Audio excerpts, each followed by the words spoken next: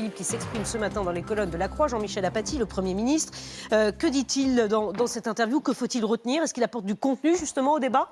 Un peu de contenu, mais l'essentiel, c'est un élément psychologique, c'est une interview de soulagement. On voit bien qu'Édouard Philippe, alors je ne sais pas s'il le ressent exactement comme ça, mais au fond, il est arrivé, quoi. Si vous voulez, c'est un peu la barque qui a été quand même assez chahutée, qui arrive au port, puisque tout à l'heure, le projet de loi de retraite sera présenté et adopté, pas neutre, adopté en Conseil des ministres. C'est la première fois que ce projet de retraite, qui suscite quand même beaucoup de critiques, sera adopté quelque part. Donc on sent bien, Édouard Philippe décortique tout ça dans La Croix, et il ajoute autre chose qui est quand même assez cocasse. Vous savez, moi j'ai beau le tourner le problème dans tous les sens, il faudra une mesure d'âge, il faudra que les gens travaillent plus longtemps pour équilibrer le système financièrement, alors même qu'il le dit aussi, une conférence de financement va s'ouvrir le 30 janvier, mais pour lui c'est couru d'avance. Il faudra cette fameuse mesure d'âge dont la CFDT ne voulait pas, mais qui est incontournable. Et donc on se rend compte qu'après plusieurs mois de conflit, en fait Édouard Philippe n'a bougé et reculé sur rien. Voilà. Bon, il n'a pas dit qu'il était droit dans ses bottes, mais de fait il l'est. Bon.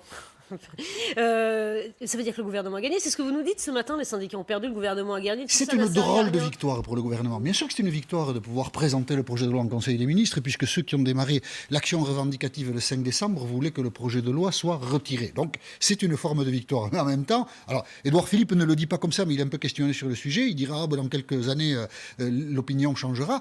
Le projet de loi n'est pas accepté par l'opinion publique. Tous les sondages le disent. Ce projet de loi ne suscite pas d'adhésion, mais de l'inquiétude.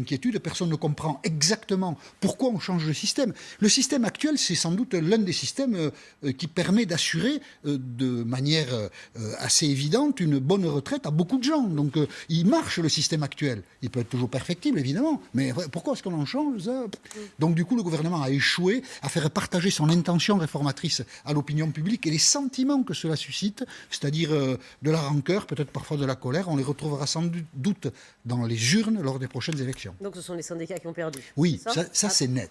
Moi, je me demande pourquoi on ne le dit pas plus simplement. Le 5 décembre, la CGT, pour ne parler que d'elle, inaugure ce mouvement en disant « nous voulons le retrait du projet de loi ». Bon, voilà, c'est dans le cadre de la démocratie que ces choses-là se jouent, et pendant tout le mois de décembre, la CGT a du mal à mobiliser, à la fois dans la rue, aussi dans les administrations. Aucune de ces mises en grève, c'est quand même assez notable. Et puis, bien entendu, le secteur privé qui n'a pas bougé. Donc oui, les syndicats, la CGT, ont perdu la partie. À quoi sert la journée d'aujourd'hui ? Personne ne sait exactement. Le retrait du projet de loi, qui est toujours le mot d'ordre, ne sera pas obtenu. Donc il faudra bien qu'à un moment, Philippe Martinez, on peut concevoir que ce n'est pas facile, construise un discours pour dire, voilà, j'ai échoué, nous avons échoué. Évidemment, le jour où il le dira, il faudra peut-être qu'il en tire des conséquences, et c'est pour ça qu'il retarde le moment de le dire, mais de fait, les syndicats ont perdu, de fait. De fait, les syndicats ont perdu, c'est votre sentiment ce matin, Jean-Michel. Gérald Darmanin, ministre de l'Action des Comptes Publics, chez Elisabeth Martichoux à 8h30. Voilà, beaucoup de questions.